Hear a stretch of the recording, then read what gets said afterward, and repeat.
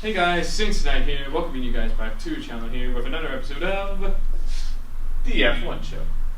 And today we're going to be taking a look at the 2018 Canadian Grand Prix weekend.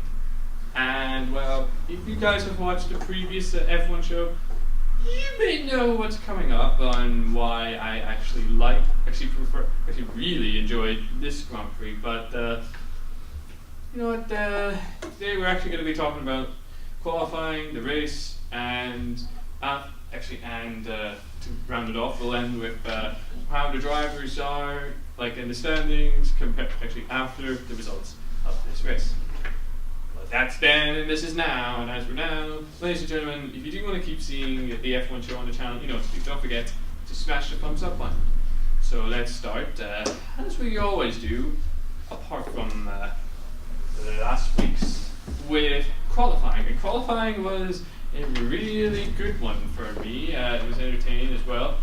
Actually, you know what? What I talk about, as you can see from the table up here, Sebastian Vettel, of course, being Sebastian Vettel in the Ferrari, actually in a Ferrari, qualified fastest with a time of 1 minute 10.7, which I don't know if that's the lap record at Circuit of the no, it's not Circuit of the Americas, is it? I don't know what the Canadian Grand Prix track's called, but I don't think that's the record. If it is, it may not be. If it is, feel free to let me know in the comments down below saying, "Oh, SaintsKnight, you're an uncultured fan. I thought you knew a lot about F1." I do know a lot about it. It's just some parts I know and some parts I don't. But anyway, Vettel qualified fastest, followed by, surprisingly enough, Valtteri Bottas. Now, Bottas has been he's been an undercard player for AMG, really, because, well, Lewis Hamilton, who I think is in the top 4, top 5. But anyways, he qualified second by a very close margin, actually. 0.093 seconds, according to this chart here. And then we get to the good stuff.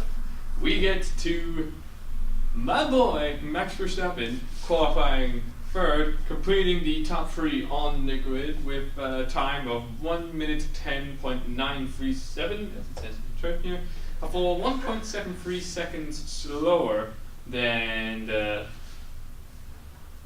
man in pole, Sebastian Vettel, in his Ferrari. Now, it wouldn't be a typical F1 weekend if something went wrong in qualifying, and as you can see down here, unfortunately, that had to be Romain Grosjean, who was out of qualifying. He didn't put in a single lap due to a mechanical problem inside his car, which I gotta say is pretty bad. I mean, we all knew how Haas have been struggling with races as of late, with outs and actually with DNFs going all over the place. But yeah, Romain Grosjean in last place, such a crushing result in qualifying for him. But now we come to race day, and race day at the Canadian Grand Prix in Canada. You would know that Canada is one of those tracks where if you have to be a little bit good on. It's known for the Canadian Grand Prix is known for first lap DNFs or outs in the first lap, mainly in the first couple of corners. And actually on race day this year was no different. As you can see from this chart here, the safety car actually came out, fun fact, after 1 lap. Actually, to be fair, they were on the first lap. We already had a safety car on 1 lap, on the first fucking lap. which lasted all the way until the until the fourth bloody lap. Which, why was that, you ask? Because of Brendan Hartley and Lance. Actually, because of one man and one man only. Toro Rosso's Brendan Hartley, who had a little bit of a problem going into the second or third corner, I believe it was, where he and Lance Stroll were tucked a little bit too close. Brendan was actually like a little bit closer to the wall here, and as a result of that, he actually collided with Lance Stroll, taking both of them out of the race. And speaking of that as well, Fernando Alonso, who at the time of the Canadian Grand Prix was celebrating, it was a special Grand Prix for him because it was his 300th race in Formula 1, which, like I say, 300 is a lot. I mean, he should start into 2002 or 2003. I'm not sure which one he started off, but he did start it like way in the early noughties, and you would expect Fernando Alonso, with this being a monumental Grand Prix, you would expect for him to actually be at the top of his form, his A game. He would just bring everything he had to the table. However, on the 42nd lap, unfortunately, he as well had to retire from the race due to an electrical problem inside the McLaren, which this was, not only was this his 300th Grand Prix that he was out, but this is the second Canadian Grand Prix in a row where he got a DNF or retirement. And he actually spent, actually, fun fact, last year when he was out, he actually spent the rest of his time in the actual grandstands, like where the audience were. He sat like beside like some Spanish McLaren fans and actually was watching the rest of the race with them. Which I don't know if he did this year. If he did this year, then hats off to him. I mean, it's amazing. But yeah, Fernando Alonso's 300th Grand Prix, what a sad way for it to end. And you know what?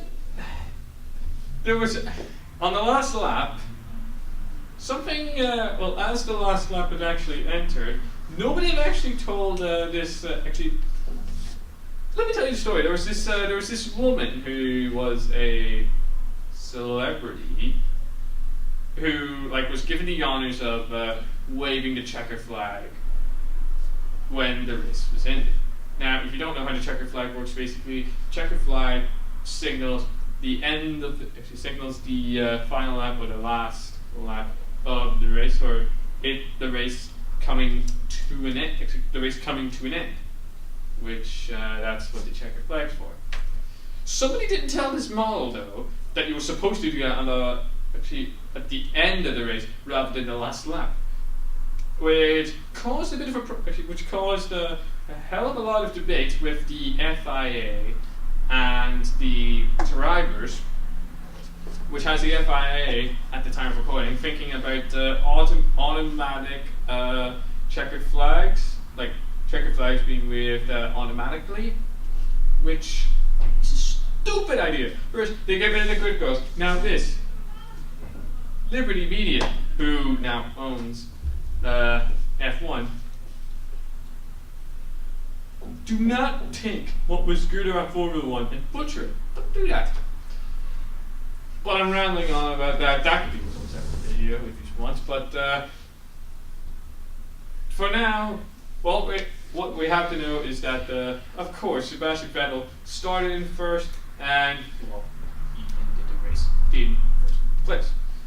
Same with Bottas. Bottas started in second, finished second, and my boy Max Verstappen finished in third place, making this is his comeback race. I mean, we all knew that Max Verstappen was then a little bit too heavy-handed, a bit too aggressive, and hell, even in the interviews for the Canadian Grand Prix, he actually said he knew he was going too aggressive. He knew all that, so he decided to take things a more of a methodical approach, which is great. This is the Max Verstappen we needed. Hell, even Red Bull boss Christian Horner says that this race right here, this race, the Canadian Grand Prix, actually is the start of hopefully a new Max Verstappen, a more wiser Max Verstappen, and one that can actually potentially win races. Because he could have won this race.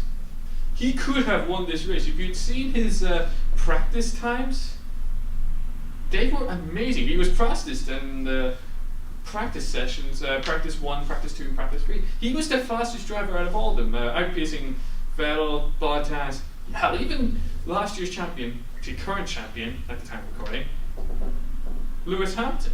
I mean, we know he can win. And so does Red Bull. But anyways, enough about that. On to the driver's standings, and surprise of the day, Sebastian Vettel actually once again reclaims first place with 125 points, I think it says up there. Either 125 or 124.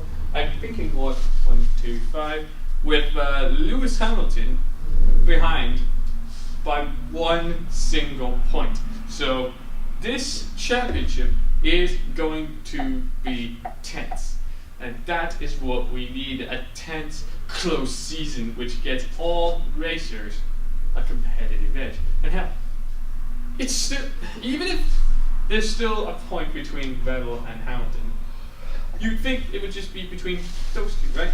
However, no, it's still anyone's race. As you can see, I mean, with Valtteri Bottas with 86 points, he could still claw his way back to maybe winning. Same with Danny Ricciardo and Max Verstappen, who are both 4th and 6th respectively. So out of the top 6, it's still anybody's game. We've still got a long way to go until Dubai. So until Dubai actually happens, or until there's actually a winner by a clear margin, it is still anyone's bet. And I still think that Max Verstappen could come back and reclaim, and take first place away from Vettel and Hamilton. Because I think that they can I think that Red Bull have what it takes, and also I think that Max Verstappen can be the driver for Red Bull to pull it off.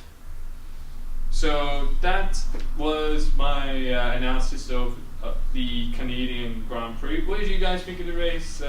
What are your thoughts about any of the F1 stuff? Leave your thoughts in the comments down below. And apart from that, guys, I'm afraid that's enough time to get into today's video. Hope you guys did enjoy it. If you did, please smash the thumbs up button, subscribe if you're new to the channel, and if you're not new to the channel, then don't forget to turn on the bell icon to make sure you get notified on whenever a new video comes out. And apart from that, guys, we'll see you in the next video. So till then, guys, as always, peace.